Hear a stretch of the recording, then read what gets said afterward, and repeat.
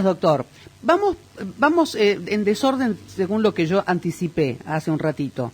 ¿Cómo es esto Sí, de trabajadores de la salud, médicos que dejaron de pertenecer al sistema, doctor? es así. Nuestro planteo es ya de un largo tiempo, tanto anterior al inicio de la pandemia como durante la pandemia y en los tiempos actuales. Una serie de circunstancias en donde fundamentalmente lo salarial tiene mucho que ver, más toda una serie de lo que llamamos condiciones laborales, es decir, los ámbitos en cada una de las actividades que se desarrollan dentro del sistema de salud, han determinado que lamentablemente un número importante de profesionales han hecho un éxodo, digamos, y han ido del sistema de salud, y el número que tenemos contabilizados desde que se inició la pandemia y hasta los primeros meses del año en curso llega a 100. Es un número que alarma y preocupa grandemente y que además genera toda una serie, o acrecienta, mejor dicho, toda una serie de falencias que se da fundamentalmente en la atención al paciente. El déficit en recursos humanos, por lo tanto, que hoy en día apreciamos y vivenciamos, cada vez es mayor. Y de esos profesionales que se han ido del sistema, la mayoría son médicos, también algunos de otras especialidades, pero en su enorme mayoría son médicos. Doctor, Y ¿y eso, eso resiente la atención? ¿Notan ustedes que hay dificultad, por ejemplo, en las guardias, en las terapias intensivas? no solo resiente la atención, sino que de alguna manera disminuye la calidad de la misma. ¿Y por qué decimos estos? Hay numerosos lugares de centros asistenciales del sistema público de salud distribuidos en la provincia y sobre todo en el interior, que hoy en día en las guardias no tienen un profesional médico a cargo de las mismas, sino que muchas de ellas se encuentran a cargo de personal de enfermería. Entonces, eso resiente de manera significativa la atención y sobre todo crea un estado que se llama de sumo riesgo. El riesgo de que un paciente acuda a una consulta por una situación de emergencia y sea atendido por personal de enfermería limita en gran medida la atención adecuada, con el enorme riesgo que eso implica, y después sucede lo otro que a diario va tomando estado público. La población se queja, advierte, ¿no es cierto?, que el número de consultas se acrecienta significativamente, el profesional que corresponde recepcionar la consulta no está, no porque faltó, sino porque no hay. Y es así como tenemos que decir que el número de pediatras es cada vez menor. También se han ido del sistema especialistas de otro tipo, como ser cardiólogos, han renunciado emergentólogos, por ejemplo, de la guardia del hospital de niños de los fines de semana. Un número de emergentólogos se han ido, agobiados, cansados por el destrato, por los magros salarios, por las condiciones en que se trabajan, en donde la violencia es el otro aspecto que también tiene que ser soportado casi de una manera ya constante. Entonces se dan toda una serie de circunstancias, repito, que determina que se produzca el cansancio, que se produzca el agobio, que esto no es declamativo, sino que es una realidad que lo palpamos a diario, y como si eso fuera poco, unos sueldos que cada vez van teniendo la denominación de magros, y que decir magros ya no alcanza. Antes que pase, doctor, a la cuestión salarial, entre las demandas que ustedes hacen formalmente a las autoridades pertinentes de la provincia, porque tengo entendido que ustedes se manejan a través de notas reconociendo a la autoridad a quien le corresponden las instituciones del Estado, ¿Han incluido esta preocupación que tienen desde citas de la fuga de recursos humanos?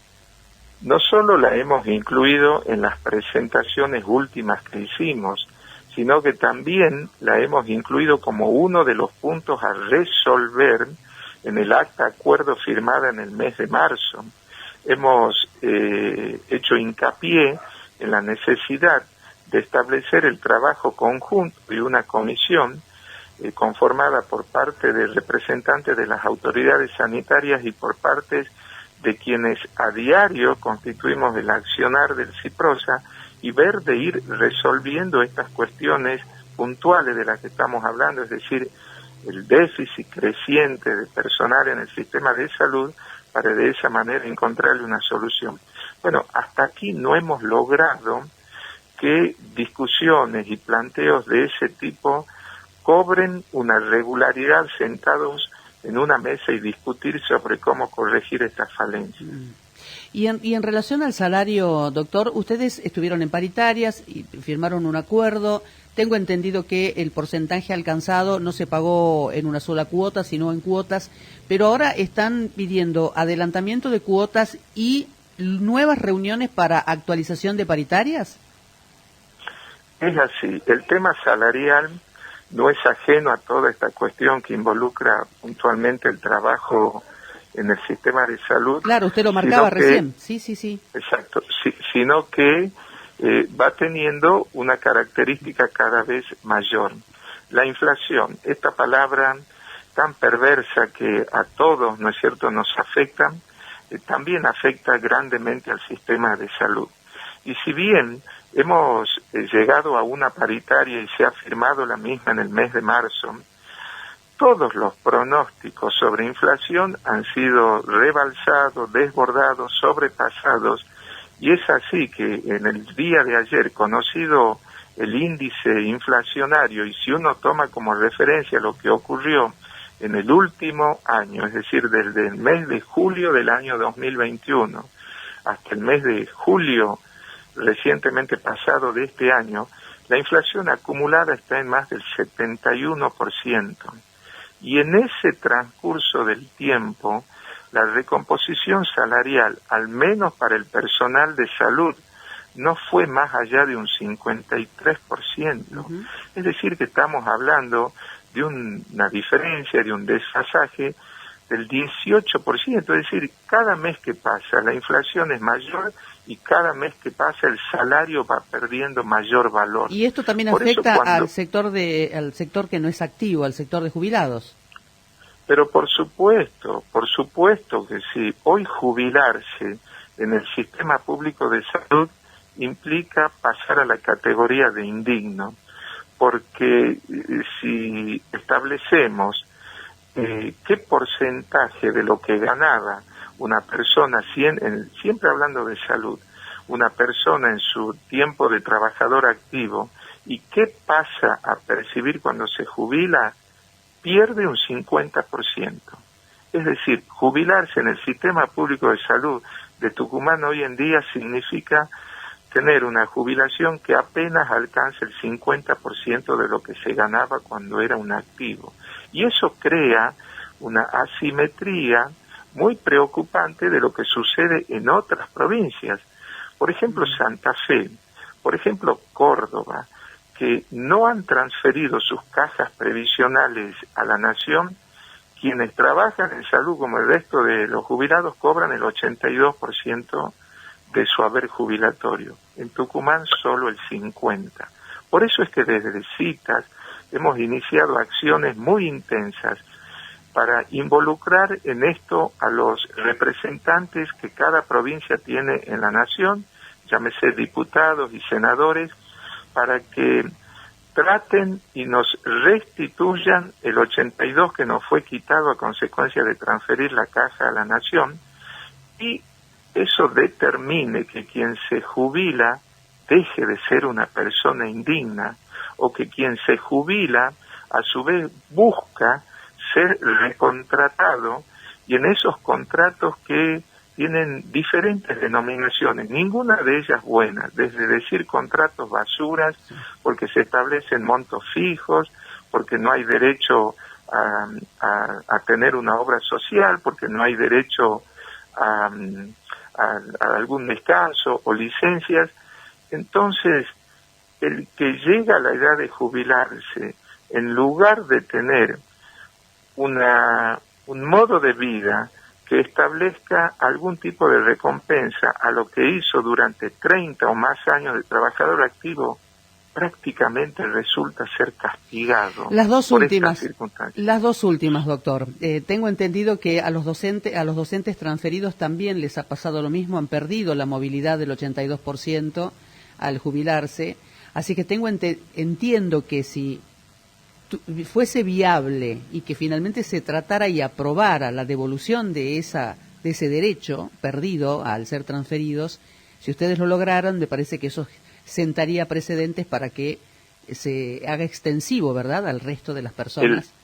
El sector docente en realidad tiene un régimen diferente. Sí.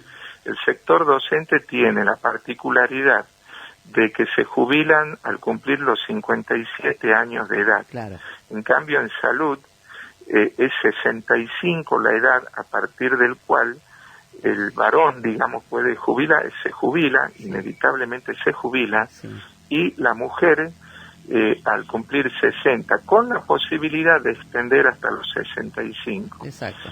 Pero en el sector de la docencia no solo se adelanta la edad biológica para acceder a la jubilación, sino que ellos sí perciben, por tener un régimen diferente, el 82%.